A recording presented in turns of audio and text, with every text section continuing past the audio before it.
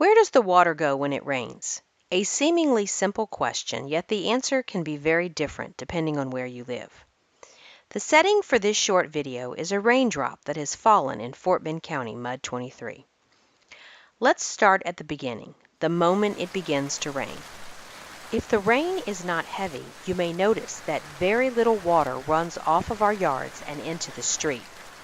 That's because our first line of defense against flooding starts with the amount of water that can naturally be absorbed by the grass in our yards and throughout the community. But as you have seen, when the rain is heavy, the water definitely makes its way to the street. This is all by design, as each street is built to carry the water to the nearest storm drain, which is where this journey begins. The raindrops flow into the storm sewer drains and through a series of pipes underneath the streets. The first stop our raindrops make is either a ditch or detention pond.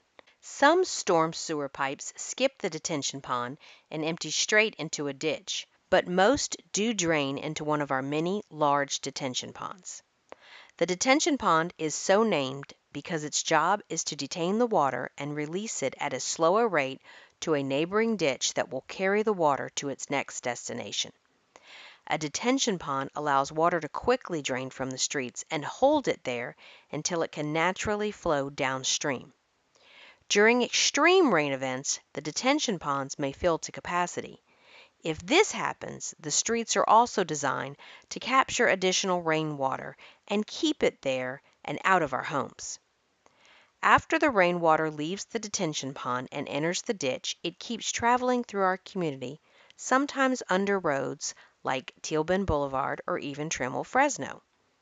The journey we are following on this video takes our raindrops south until it enters Long Point Creek.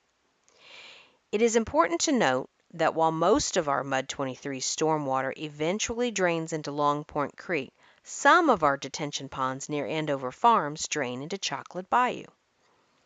Long Point Creek takes our raindrop even further south, where it crosses underneath Highway 6, and at this point in our raindrop's journey, it has left Mud 23.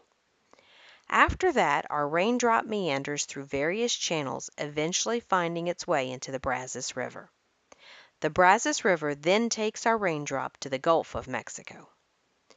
Maybe next time it rains at your house, you will think about the journey those millions of raindrops will be making as part of our area's drainage system.